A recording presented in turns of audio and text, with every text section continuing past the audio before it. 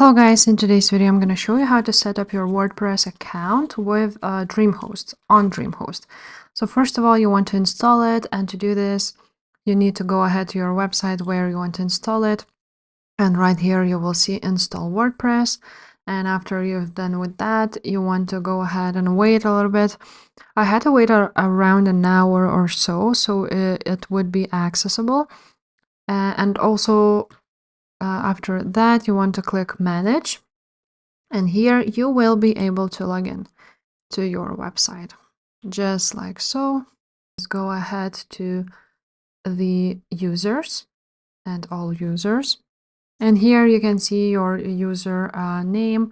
You can actually edit it, and once you scroll down a little bit, as you can see, there is a display name publicly as, and there's this only option. So this is your like a nickname. If you want to publicly appear like as your names, for example, I just wrote this first name, for example. Now you will be able to choose it and publicly appear as, for example, Solvestorm. So yeah, just change this one. After that, just update the profile, don't forget that. And now we're gonna go to the plugins, which are the most important thing. Now, once I have been on DreamHost and I clicked install WordPress, I also clicked on some of the plugins they recommend. So for example, go ahead and add a new plugin right there, or right there at the top, and you can search for the plugins here. For example, let's try to write on Elementor.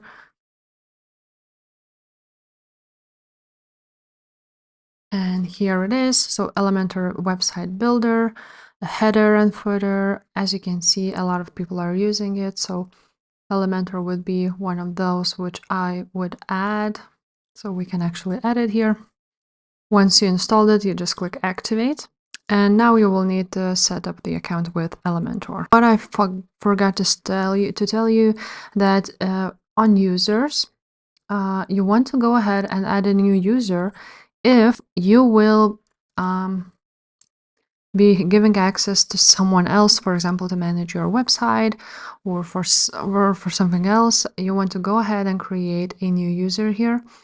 They will give you some type of password. I'm just going to leave it and not create one. You can also edit your profile here, and again add some plugins. But first of all, what we need to do is go ahead and add our website to Google Search Console, so it would help index our website and basically have all of this sitemap there. Now you will need your sitemap URL. So to find this, you will need a plugin, which would be like an SEO. So for example, we have all-in-one SEO here. So we're gonna go to settings, and now you're gonna click here on the left corner sitemaps. And now, as you can see, you can also just connect to Google Search Console like so, or you can open up the sitemap here. And now once you copied the sitemap, I'm just gonna put it here, submit it, and probably I entered something wrong.